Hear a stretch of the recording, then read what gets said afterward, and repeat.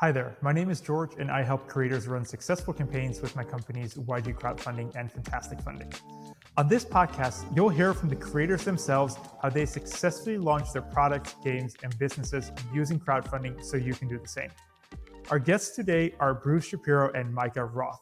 They're the creators behind Sisyphus Industries, and Sisyphus produces kinetic furniture, mainly tables, with sand inside where a robotic steel ball glides through the sand to create mesmerizing displays for the home. The first campaign started in 2016, and with the second campaign raised a combined $3 million. They have shipped around 9,000 to 10,000 kinetic tables all over the world, and the current campaign, the XYLA Kinetic Art Table, is currently live and is about to hit $400,000 in funding with 11 days to go as of this recording. For those of us who are crowdfunding and design nerds, these campaigns and products are really iconic. Most people know them, and I'm super excited to be talking to the founder and the artist, Bruce Shapiro, and the co-founder and COO, and I guess resident maker based on what we see in the background there with all the 3D printers. So I'm very excited to talk to you guys. Welcome. Before we dive into the origins of the project, or at least the origins of Bruce's work, which I believe dates back to the 90s and involves egg robots. Let's talk about the current campaign you have running, because that's only 11 days left, the XYLA Kinetic Art Furniture. What can you guys tell us about that current project? For those who haven't seen it, it's a kinetic art table with a new format. It was guided by function and what people wanted. The goal from the beginning of the company has always been to share art with everybody and anybody, and not everybody wants a circle-shaped coffee table. At its root, there's not a lot more to say about it except for that. It's also in line with kind of our goal as a company to continue innovating and make new furniture designs and something that works for everybody. For those people that are listening and haven't seen any of this, Bruce, could you describe what people are looking at when they see one of your tables, whether it's the XYLA, which is square, or the previous round ones? Like, visualize for us what people see when they see these tables.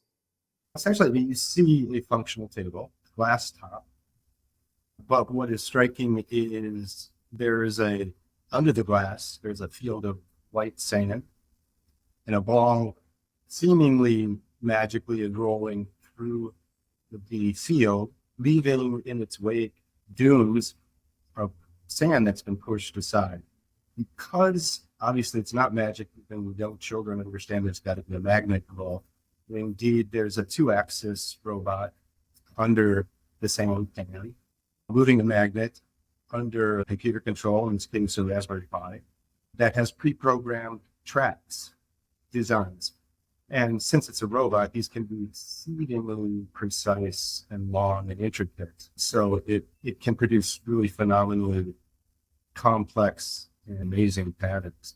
There's also LED lighting around the circumference of the circle, or the edge now for XYLA, and that highlights the contrast because of the shadowing. So again, it's a completely functional table. You put things on it, easy to clean, glass, but there's always an evolving change. Yeah, what's so striking about it as well is that because it's always in motion, you can be looking at the table one day and it's got one pattern, and then an hour later, I guess it has a different design to it. So it looks like magical furniture that just morphs and transforms throughout the day. And I guess the LED lights that you've add to that, right? Because the other thing I saw is that you have an app, a companion app, to allow folks to program patterns and even like corporate logos, which I thought was very smart. So it's a really like fully connected table, right? Basically, from the beginning, it was strictly an IoT device in the sense that there is no on-off switch. There's no physical controls for it. So it was made to operate with an app. However, it's also intended to just plug in and work and create a calming environment, or however it works. We have two history lessons to go through today. First of all, we have a Kickstarter history, and then we have Bruce's and Micah's history as artists and co-founders in the business. Because from a Kickstarter perspective, you launched the first campaign in 2016, and I believe that's also when Micah and Bruce, when you two met and teamed up, and correct me if I'm wrong. So talk me through around 2016, how this came to be a Kickstarter project that raised $2 million. And we'll start with you, Bruce. What happened leading up to launching this first campaign? The project in 2016 was something that Micah and I had worked on leading up maybe 1-2 years, but at least a year before.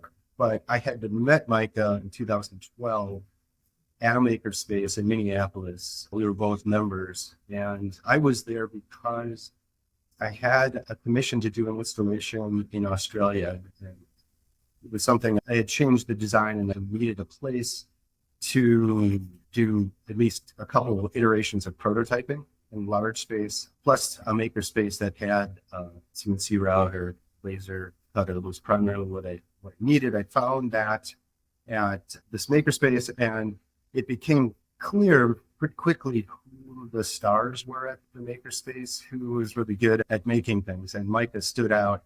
We met pretty quickly and hit it off. And over the next few years, the idea that these museum-sized pieces could be shrunk down to table size and people could live with them as opposed to seeing them occasionally at a science museum started to evolve and grow in our minds. I think we bonded, especially in 2015, about a year before the Kickstarter. Micah came to Germany, Wolfsburg, where we had another 3-meter installation. We worked well together. We started really thinking about launching a Kickstarter. And I think we were hoping to launch in 2016 in spring at the Bay Area Maker Fair. And we attended that. We set up, and we were collecting mails by handwritten tablets. But we delayed that till the October of 2016 because we weren't quite ready. And so we coincided that with the New York Maker Fair. And we were about 1 or 2 weeks into our campaign when we were at the New York Maker Fair 2016. Okay, so we have an artist, Bruce. We have Micah who's working at a Makerspace. You two meet each other. You two start thinking about doing this project together. But two makers, or an artist and a maker, does not necessarily equal a really successful $2 million Kickstarter campaign. There's a lot of things that go into that. Micah, what did you do to actually prepare for this campaign and make it so professional and so successful? That's a funny question because mostly what we did to prepare for it was develop the product. I think it's not always fair to kind of compare us to other companies starting up. I think I was at least extremely fortunate to have been able to start with Bruce on such an amazing product that does have such broad appeal. So to a certain extent, it was just a matter of making it, being able to show it to people. We didn't do any paid advertising initially. Bruce had a email list of about 1,500 people who had kind of followed his kinetic artwork, and really that was it. Bruce says this sometimes, and I don't like it that much, but the product can kind of sell itself. And I think this is maybe one of the only cases where sometimes that's true. Do you feel, because you have that data now, if you're running a campaign today in 2023 and you ran one in 2016, has the landscape changed? Is a good product enough, or is there more that you need to do nowadays to promote it? Yes, there is a lot more we need to do to promote it. We don't have the benefit of it being brand new anymore because we've been around for 7 years now. That's the main change. We've also learned what running a business actually means, and how to market stuff, how to have that brand awareness, and some of those more traditional things. And as we've grown, in the beginning, it was just Bruce and I. We can no longer do that. It's not possible. Unfortunately, I don't get to spend as much of my time just developing the products. So yeah, our landscape has changed a lot. You just started this project. The product sold itself, but you did $2 million. Those $2 million hit your bank account 2 weeks after the campaign closes. Were you prepared for that level of success at the time? No. Yeah, Bruce, because you've been an artist most of your life working on commissioned pieces, and without wanting to go into the stereotype of the the struggling artist. And there is definitely a big difference, right, between just making one-off art pieces and then all of a sudden having a consumer goods company with $2 million in the bank. How did you transition from being an artist to running a product company? There's one other founder that we're neglecting to mention. That's my wife, Bev. She's our CFO, and also, so there's 3 owners of the company, and we now have another 13 employees. And again, Micah said, it was just Micah and myself at the time trying to make prototypes get ready for this. My wife was intimately involved in getting the campaign together, and there we didn't expect the success we had. At the time, we were working out of a small area in the Makerspace, and so we had to scramble to find space. Neither myself, my wife, nor Micah had any prior experience with business, so we were really flying by the seat of our pants in terms of everything to deal with the business, and we had no idea what we were getting into. But fortunately, I think Micah's obviously a lot younger, but we were not in our 20s or something. So we, although I think we didn't know how to price things, we were conservative by nature, which I think saved our ass a little bit, because there's something extremely exciting about doing our first Kickstarter, and that is if the numbers are going up, get fixated on these numbers. What we didn't realize, I think perhaps many first Kickstarter people behind them don't realize, is that it's really about fulfillment. But at the time of the campaign, it's very exciting. You said that $2 million hit the bank. Actually, it's 1.7 because Kickstarter takes 5%, credit card takes 3%. And then we talked, this was in October. So my wife and I and an accountant doing our personal taxes, and we looked it up, and the government treats, this was back in 2016, I don't know if it's different, but treats crowdfunding revenue as income. So had we not quickly formed a company without getting into the details, doing legal things, but we would have pretty much lost half of those funds that we needed to get things going to taxes immediately.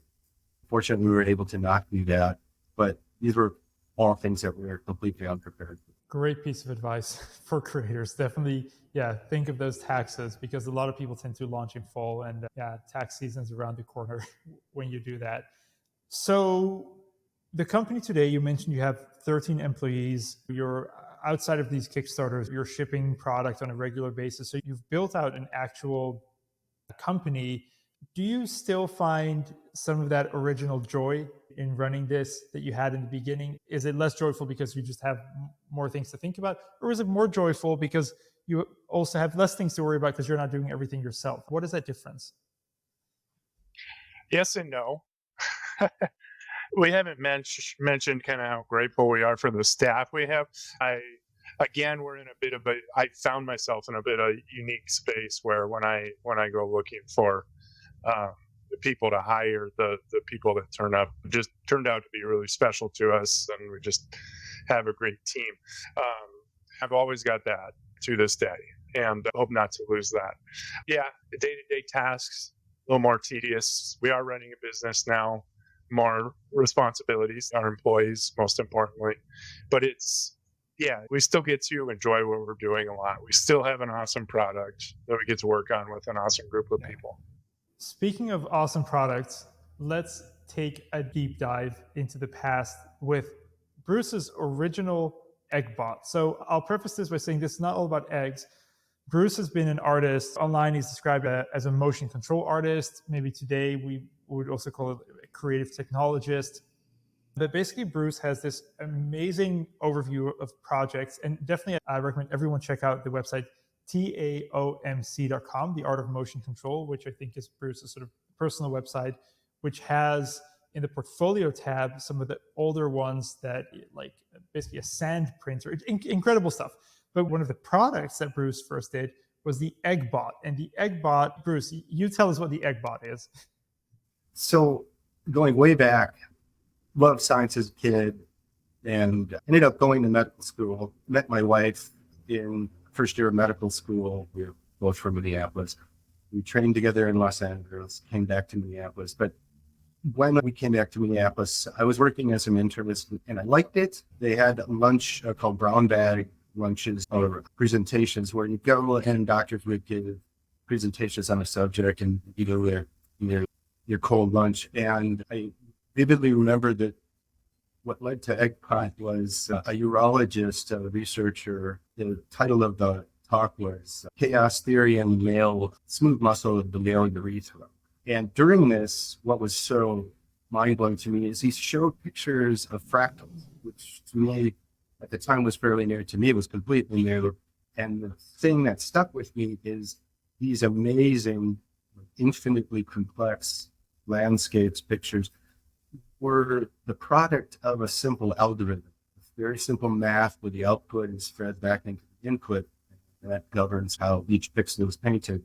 I ran into something called a stepper motor, and I realized I didn't know how to hook it up. I had too many wires, but I realized it's a digital motor.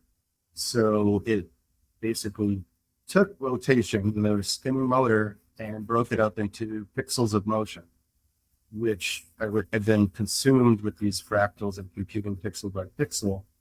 And the light bulb went off in my head. Maybe you could use this kind of motion pixel to do art kinetic art, to use this, purpose this toward making art, and realized that nobody was excited by watching little tape flags on a motor. And my kids were young at the time. They were bugging me that Easter was coming up, and I promised we would do some Easter egg coloring. And that's how Eggbot came about, which is basically an XY plotter, only spherical coordinates. One motor turns the egg, the other motor east to west, and the other motor moves the pen north to south. And with that, you can draw the plot of the egg. It's for people who are unfamiliar with this.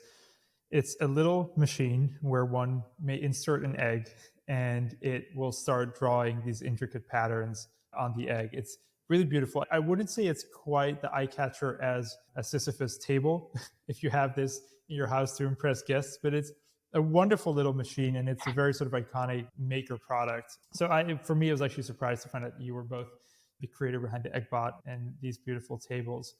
What is next for this company? You obviously have your campaign going on right now. We'll link it in the show notes for everyone who wants one of these beautiful tables at home. Because you've made this change from first it was only round tables and now you have square tables. But what does the next 10 years, 100 years look like for Sisyphus? We certainly hope to continue selling Sisyphus tables and our minis to the world. But we also, my business partner here happens to be a kinetic sculptor as well. And it's not its only project. So yeah, we're actively starting to venture in developing some other products based on Bruce's and other artists' work as well. To me, it's never been about eggs or balls and sand. It's about being able to motion control. And the reason I chose that terribly unsexy term, it's an industrial term. It encompasses robotics, automation, animatronics. Robotics, I think, was spoiled for me because I think it's hard to think of a robot without it being a human sort of shape machine. For me, that's not like it's to try to see something that moves beautifully.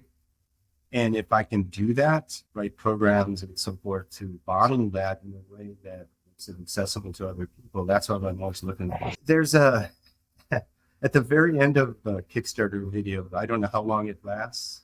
I think what we tried to do in that video was tease a little bit that although XYLA is not that big of a departure from above the sand, when you look at it, it's the same thing that's happening on the Sisyphus tables, except that there's a rectangular outline. Under it, at the end of that video, there's a small little teaser. It's completely different. I think it's very beautiful and it's interesting when it blows me away how very simple motion systems can exhibit really complex and beautiful behavior. That's very exciting. So we have something new coming up. So everyone has to check the last part of that video on the campaign. And that's a great way to get people through the campaign page as well. As we wrap things up, Micah, what's maybe your number one tip to give other creators, makers who are in a makerspace right now, tinkering away at something, to launch a successful product business like you guys have? What would you want to tell those folks? Certainly don't get discouraged and don't be afraid to fail. Easier said than done. I think we were afraid to fail, but it didn't stop us from doing it. That's probably the most important. And think about your taxes when you do have a smash hit, because you're working on something, it's hard, but it turns out to be a hit, like the Sisyphus table. Before you know it, $1.7 million lands in your bank account and the IRS is coming for you. So I think those are two wonderful pieces of advice. Thank you both so much for taking the time. I greatly appreciate it. It's been an absolute honor. I've been such a huge fan of your work for such a long time and your company.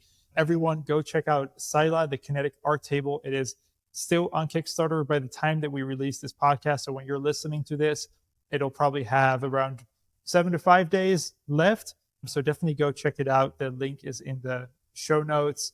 And Bruce and Micah will appreciate your support on the campaign as they continue to bring kinetic art to the world. Thank you guys so much.